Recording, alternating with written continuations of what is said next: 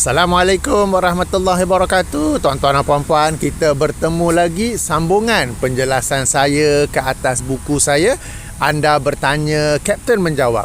Kali ini saya nak masuk topik tentang amalan menanam uri.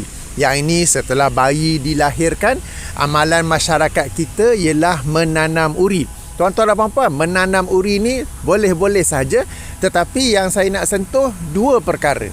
Pertama adalah amalan ataupun keyakinan sebahagian masyarakat kita, bukan semua, sebahagian, bahawa sambil mereka menanam uri itu, mereka menanam juga benda-benda yang mereka rasakan dapat mempengaruhi bayi itu apabila sudah dewasa kelak. Sebagai contoh, ada yang apabila menanam uri, mereka menanam bersamanya pen, pensel, pembaris, getah pemadam, buku, atas kepercayaan, atas keyakinan. Kononnya bila ditanam uri dengan semua itu, bayi tersebut apabila sudah dewasa akan menjadi orang yang rajin belajar. Okey, ada pula yang menanam dengan kalkulator. Sayang kalkulator tu. Harap-harap kalkulator yang masih berfungsi lah, dengan harapan bayi tersebut apabila sudah pun dewasa menjadi orang yang pandai mengurus dan mengira dan mengurus wang. Okey, dan sebagainya. Tuan-tuan dan puan-puan, kalau pernah terdengar amalan ini, kalau pernah membuat amalan seperti ini, ketahuilah bahawa ia termasuk perkara khurafat yang boleh membawa kepada syirik. Sebab setiap orang telah pun Allah tulis takdirnya akan apa yang dia akan menjadi apabila sudah dewasa kelak. Dan setiap orang berusaha apabila dia sudah dewasa untuk mencari apa yang telah Allah takdirkan baginya. Ia tidak dipengaruhi langsung walaupun sedikit jua dengan apa-apa yang ditanam bersama uri tersebut. Dan bahkan ada juga yang menanam uri, bersama itu ditanam juga gunting. Tak faham saya kenapa. Kononnya gunting itu boleh memelihara bayi dan juga bayi itu sehingga apabila sudah dewasa daripada gangguan-gangguan makhluk halus. Macam mana makhluk halus tu boleh takut dengan gunting? Makhluk halus tu kalau ia melihat ibu bapa ataupun si ayah, sebab ibu baru saja melahirkan anak, si ayah ataupun keluarga mertua ke keluarga si ayah ke menanam bersama dengan gunting, mungkin dia akan menjauhi bayi untuk sementara waktu untuk memberi kepercayaan palsu bahawa apa yang si ayah tu lakukan, apa yang keluarga tu lakukan adalah betul. Tuan-tuan dan puan-puan, sekali lagi saya tekankan, ini adalah satu kepercayaan yang khurafat yang boleh membawa kepada syirik. Kenapa pula syirik?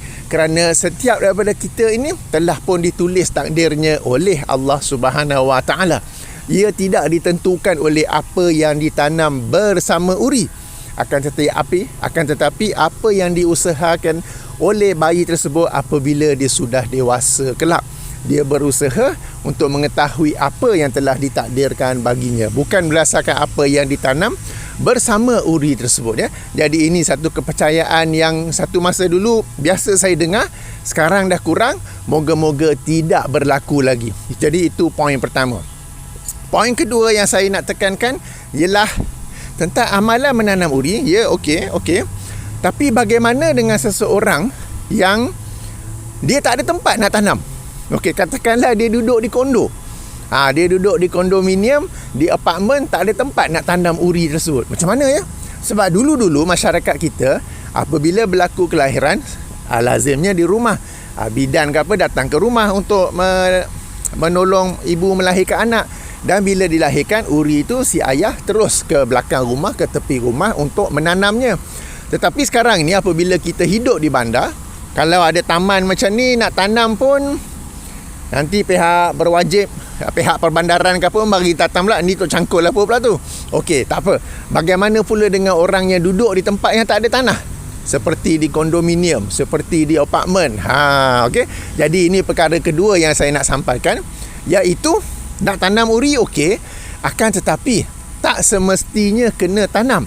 Sebab uri ni sebenarnya, tuan-tuan dan puan-puan, walaupun di kalangan kita sebahagian ada yang berpandangan ia sesuatu yang mulia, kerana daripada uri itulah bayi mendapat makanan ketika berada dalam perut ibunya.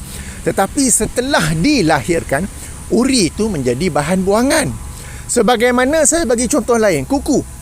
Kuku kita memang ada peranan nak garu-garu ke apa ke, tapi bila dah panjang kita potong, kita boleh buang saja. Demikian juga rambut, ada peranan juga bagi cantik ke apa ke kan. Tapi bila dah panjang, dah dipotong, boleh dibuang saja. Tak semestinya perlu ditanam. Maka demikianlah juga dengan uri. Okey, uri je boleh kita minta pihak hospital yang membuangkannya bagi pihak kita. Tak semestinya perlu ditanam. Ni tuan-tuan dan puan-puan, mungkin ada yang mendengar, ada yang terkejut. Ada ke uri tu dibuang begitu sahaja? Ada ke minta pihak hospital yang uruskan buangkan saja? Ya tuan-tuan dan puan-puan. Ini perkara kedua yang saya nak sampaikan yang mungkin memeranjatkan. Tetapi ayuh kita berfikir yang selama ni kena tanam uri. Okey, sebab memang di kampung apa tanam uri, tanam pun dalam supaya anjing, kucing tidak korek semula. Tapi bagi orang yang tidak ada tanah untuk menanamnya, bagi orang yang macam saya katalah, duduk di kondo, duduk di apartmen, nak tanam macam mana kan?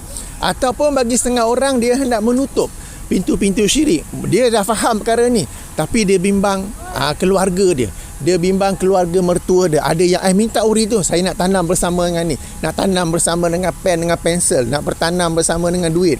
Okey, dia bimbang berlakunya perkara-perkara tersebut, maka dia hendak menutup pintu-pintu khurafat, hendak menutup pintu-pintu syirik daripada awal lagi.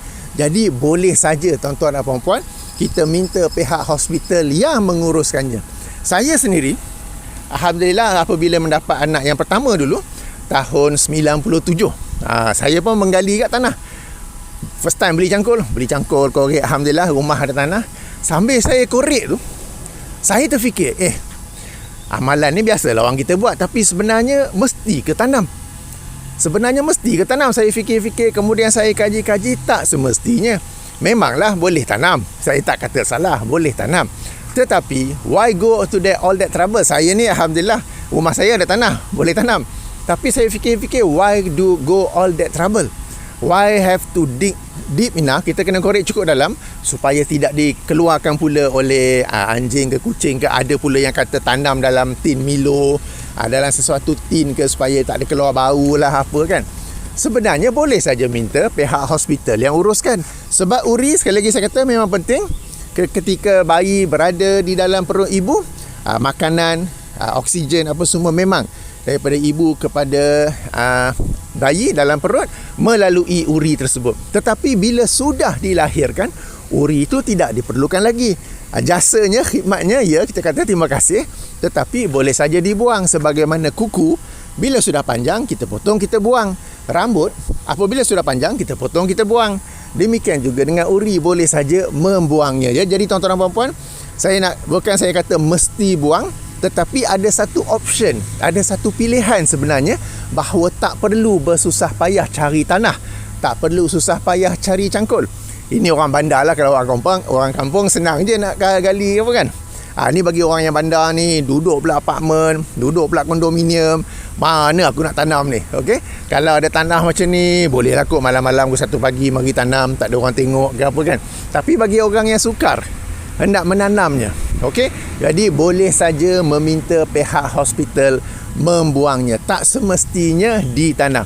Jadi perkara kedua ini sesuatu yang saya ulangi, mungkin sesuatu yang baru bagi tuan-tuan dan puan-puan, mungkin terkejut, mungkin juga akan tak setuju dengan saya, tak mengapa. Sebab bila sesuatu yang baru tu memang macam, ada ke dia kata buang? Tapi cuba fikir ya, tidaklah ada kewajipan untuk menanam. Okey, boleh saja dibuang, sebagaimana kita juga potong kuku buang, kita juga potong rambut buang. Okey, jadi tuan-tuan, itu perkara kedua yang ingin saya sampaikan mengenai uri. Jadi dua perkara ini memang ada dalam buku saya. Jadi pertama, sedikit ulang kaji sebelum berakhir. Yang pertama, okey, apabila menanam uri itu, jangan tanam bersamanya apa-apa yang kononnya diyakini akan dapat mempengaruhi si bayi tersebut apabila sudah dewasa. Jangan ditanam dengan buku lah, dengan ruler, dengan pembaris, dengan pen. Kononnya bayi itu akan menjadi orang yang pandai, rajin belajar apabila dewasa. Jangan ditanam bersama kalkulator, jangan ditanam bersama duit. Sayang duit tu. Kononnya akan menjadi kaya selepas dah dewasa nanti. Sebab kalau betul keyakinan ni, kenapa tak tanam Al-Quran sekali? Boleh jadi seorang hamba Allah yang soleh, yang warak, yang bertakwa.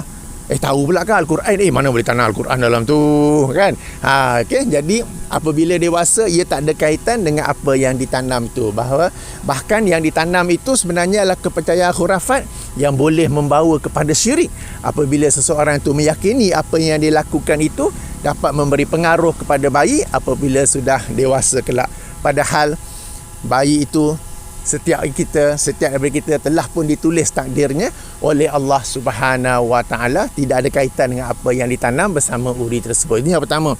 Yang kedua, bagi sesiapa yang mengalami kesukaran untuk menanam uri ataupun ingin pilihan lain ataupun ingin menutup pintu-pintu khurafat syirik tersebut, sebab dia mungkin faham tapi kan parents dia ke parents in law ke yang minta tu buat ni buat itu, boleh sahaja minta pihak hospital yang uruskan uri tersebut. Mereka akan buang sebagaimana bahan buangan yang lainnya. Tak perlu, tak semestinya kita kena menanamnya. Baik, tuan-tuan dan puan, itu yang saya nak sampaikan kali ini. Subhanakallahumma wa bihamdika asyhadu an la ilaha illa anta astaghfiruka wa atubu ilaika. Assalamualaikum warahmatullahi wabarakatuh.